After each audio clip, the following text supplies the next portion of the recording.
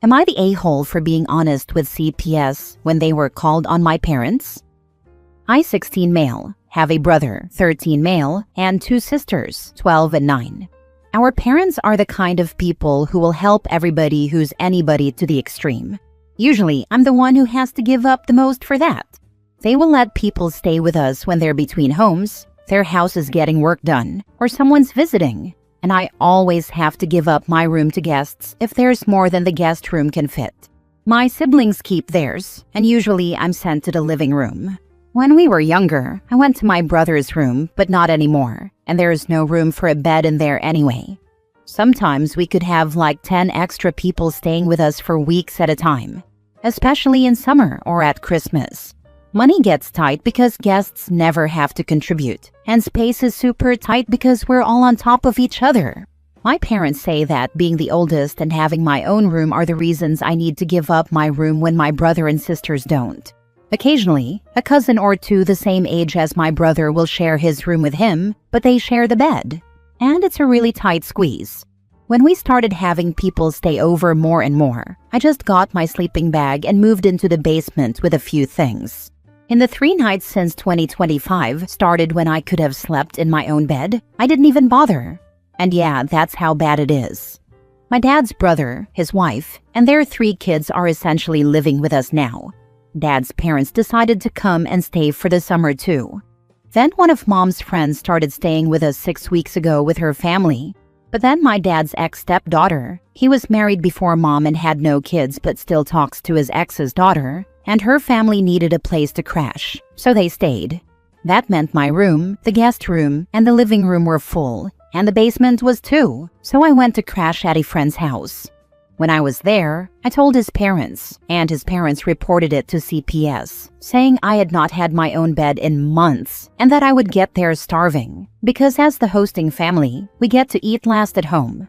CPS interviewed me, and I was honest about everything. I told them why I went into the basement full-time, about us eating last, and everything that was going on. CPS warned my parents that they needed to have better accommodations for the 4 of us. I think they have to work with CPS for a few months now on stuff, take some classes, and have fewer people at the house. My parents wanted to know why CPS knew certain things, and I told them I was honest with them. It pissed them off badly, and I told them they'd screwed me over all the time, so why should I care about the trouble they're in? Does that make me the a-hole? I'm spending most nights at my friend's house still, by the way. Now for the top comments. You are not the a-hole. You are 16. It is not your job to be an adult in this situation. I wish my parents knew that. Maybe this will wake them up to that. I actually adore that you are honest with everyone. That is pretty mature, and it is a quality to be admired. All you kids deserve better because you are kids. I know you feel older because you have had to be, but remember, you are still a kid. I bet what's happening here is that the parents enjoy the validation they get from people other than their kids about how they're so great and helpful. They wouldn't get the same feelings from their kids. They do. I don't see any other reason to stuff so many others into your house at once. Are you keeping CPS updated? You should tip them off and suggest when they should stop by to check up on you. Make it at a time when the house is full and there is not enough food to go around.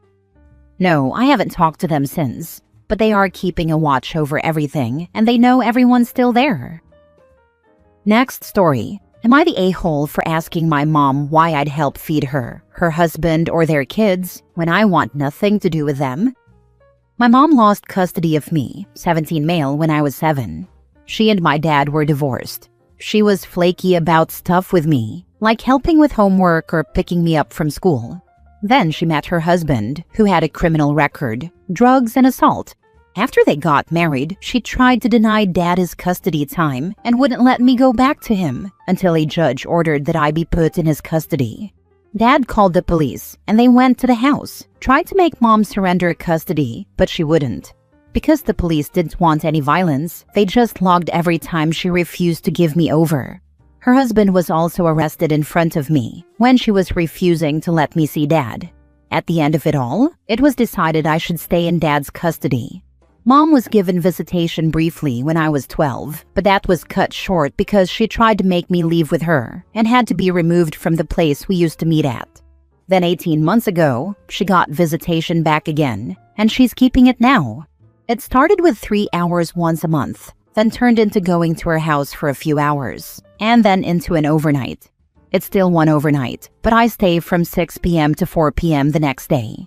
And yeah, this was agreed at my age with me not wanting to go. The judge ordered family therapy for me and her for several months too, but we're finished now. I'm counting down until my birthday when I can leave her behind and never go back.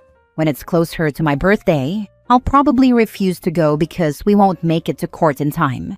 So anyway, the point of my post, my mom and her husband need help feeding the kids they have together. 4 kids under 10, and they get food from a charity once a week, plus whatever they can buy, and sometimes from food banks. Mom knows I have a part-time job and that I live well at Dad's house, and she asked me to help them with food. She said I could buy stuff or share what I get at Dad's or whatever, but they struggle and we're a family. I told her we're not, and they're not my problem. She told me their kids aren't getting as much as they should. They take all the help they can get, and that they're my siblings whether I know them or not. So why wouldn't I help them at least? I asked her why I would help any of them when I want nothing to do with them. I said she should have been a better mom if she wanted me to care, and married a better guy if she wanted me to give a damn about him. My mom texted me after I went back to Dad's, and now she texts once a day telling me to at least think of the kids, and how we're still a family even if I'm angry about stuff that happened. I know the kids are innocent and that they're related to me, but I really don't feel any sibling connection or love. If Mom had never won visitation, I would have chosen not to ever meet them or have a relationship. Am I the a-hole? You are a child, and it is not your place to get a job and help support your mother's children. Have you reported this constant harassment to the court? Have you called CPS to report that she is unable to feed her children? My dad's lawyer said it won't be looked at as harassment because she says other stuff in her texts. They'll just tell us she can talk to me when she wants now. I never reported her to CPS. The bit about CPS was my first thought. And frankly, as an almost legal adult going to school and working a part-time job, your donation would be less effective in taking care of those children than what CPS could arrange if the issue is genuine. And this comes from someone whose default stance on government involvement is no. My thing with CPS is, it might help her kids by giving more resources, but those resources could screw me over if it's decided she should have an extra night or something because she can support that better. This is wild to me. Your mom kidnapped you over and over again and faced no consequences. This system is so broken, but I digress. You are not responsible for these children, and you do not have to take this nonsense from her. Call CPS. Call your lawyer. Tell them what she's doing. She can't feed her kids. She's blackmailing you, and she's harassing you. You are not the a-hole. My dad's lawyer said it won't be viewed as harassment. He said we could keep an eye on what she texts, but right now it's nothing a judge would remove visitation over her.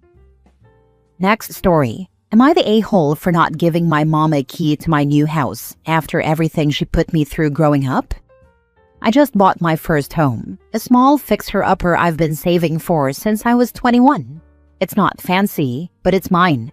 After years of roommates, couch surfing, and crappy apartments, having a space that's safe and quiet means everything to me. My mom found out about the house through my cousin, and the first thing she asked was when she would get a copy of the house key. I laughed, thinking she was joking. She wasn't.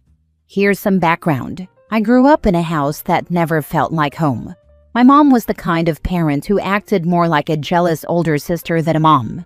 She would go through my room constantly, read my journals, make fun of me in front of guests, and treat my privacy like an inconvenience. If I cried, I was being dramatic. If I got good news, she found a way to downplay it or turn it into a competition. When I was 15, she grounded me for 2 months because I didn't want to show her my texts. I moved out at 18, and we've had a rocky relationship ever since. She's gotten better on the surface, less yelling, more polite, but I wouldn't call her trustworthy. She still asks invasive questions, still brings up old wounds like they're punchlines, and still pretends none of it was a big deal. So no, I don't want her to have a key to my home. When I told her that, she got icy and said I was holding a grudge over a teenage drama. She also said I'd never know when I might need her to check on me, which honestly just confirmed exactly why I don't want her to have access. My aunt took her side and told me I was being disrespectful, that she's still my mother, and it's just a spare key. But to me, it's more than that. It's about feeling safe. It's about boundaries I never had growing up and finally get to set now. I told my mom this house is my space, and I want to keep it that way. Now she's barely speaking to me, and I'm getting guilt-tripped by other family members who say I'm being cold and ungrateful. I don't think I'm wrong for drawing a line, but I also didn't expect this much backlash. Am I the a-hole? Now for the top comments. Not the a-hole. Just because someone has a problem with your decision doesn't mean you're wrong, especially when it's someone you had a negative experience with. If someone who's been terrible to you isn't talking to you, consider that a blessing. Thank you for the reassurance. It's weird though, how even now I catch myself feeling bad that she's mad, like I owe her emotional comfort. I guess I've gotten so used to minimizing my own feelings to avoid her blow-ups. But I'm done doing that. Her silence feels more peaceful than her presence ever did. Not the a-hole. A key isn't just a spare when it comes to someone who never respected your boundaries. You're not being cold. You're protecting your peace. After everything you've been through, you deserve to feel safe in your space. She may be your mom, but that doesn't mean she's entitled to access. Good on you for standing firm. This really helped put it into perspective. It's not just a key, it's trust, and I've never really had that with her. I've worked way too hard to finally feel safe, and I'm not giving that up out of guilt. Thank you. As far as the other family members giving you a hard time, just say, "This is between me and my mother." Full stop. They don't get a say. Or, "Thanks for your opinion, but I'm not opinion shopping right now." Relationships are always between two people. Don't let others triangulate them. The only reason they're trying to influence you is because they're sick of your mother complaining. But instead of dealing with her, you're a safer target. Their feelings are misplaced. They're transferring them from your mother to you. Don't let them make you the scapegoat. Your mother is reacting from a place of fear because she's losing control over you. But that's not healthy, and it wouldn't be kind to her to enable it. Consider therapy, as many things that were normalized for you are not healthy. You deserve emotional support and help in maintaining boundaries with your mother and family. Last story. Am I the a-hole for refusing to let my parents meet my children because they didn't want me to marry my deaf wife? I am 29 male. My parents didn't see that my wife, 28, has a big heart, an awesome personality, and how beautiful she is. All they saw was that she was deaf. I asked them how ignorant they could be. They argued that she would pass her disability on to any children we have. Long story short, they said they wouldn't accept her into the family. I told them they weren't accepted into ours and that any children we have, they wouldn't know about them. Jessie cried when I reluctantly had to tell her why they weren't attending our wedding. I hated them more for that. Only my sister 29 came, and she's the only one I speak to. I haven't spoken to or seen my parents since. We now have twins, a boy and a girl, and they are both hearing. My sister came to visit and said our parents found out about them and asked her to ask me and Jessie if they could meet them. I immediately shut that down and told my sister to remind them they rejected Jessie first and they can buzz off. My sister later texted and said they both want to apologize. I said it was too late. I told Jessie about the request and she said maybe we could reconsider and take it slow. My friend said it could be the healing and closure I need. I don't know if I want that. I don't know if they want to see my children because they found out they are hearing. I don't know if I'm being selfish and only thinking about how I feel. Am I the a-hole? They can come when they have learned sign language. I'd ask for an admission of what they've done and an apology in sign language. If there's clear contrition and effort in learning sign in order to fully accept his wife, then let them apologize to her. Then have a discussion about how they'll be introduced to the children, the role they'll play, and the boundaries that need to be respected. They rejected OP too, based on his decision to marry what they see as a lesser person. They are parents who voluntarily chose a life without their son. OP alone is not good enough for them. He and his wife are getting this opportunity only because of my grandbabies. OP and his wife are a necessary means to an end. They are an exception that must be made for them to get what they want. This is conditional and selfish love. These people do not deserve OP, his wonderful wife, or their grandchildren. I agree, but the condition here is that their grandbabies are hearing. If the babies were deaf, I really doubt that OP's parents would have changed their minds and hearts, perhaps even felt justified in their rejection. Would they still want to be a part of the grandchildren's lives if they ever lose their hearing or develop another disability? Or is their love conditioned on the requirement that the babies remain not disabled? Will they blame OP's wife for any disability that could arise? This does not feel like an opportunity for healing and closure. It feels like an opportunity for OP's parents to exert control over his life again on their terms, without examining their previous bigoted and self-centered behavior. If you didn't have hearing kids, they never would have reached out. They still don't want your wife to be part of the family. They only want access to the grandkids. Your wife is not an incubator. She deserves respect. Not the a-hole. Keep these toxic people away. Imagine years down the road. Kid, Grandma, why do you never interact with my mommy? Grandma, because she's deaf and not worthy.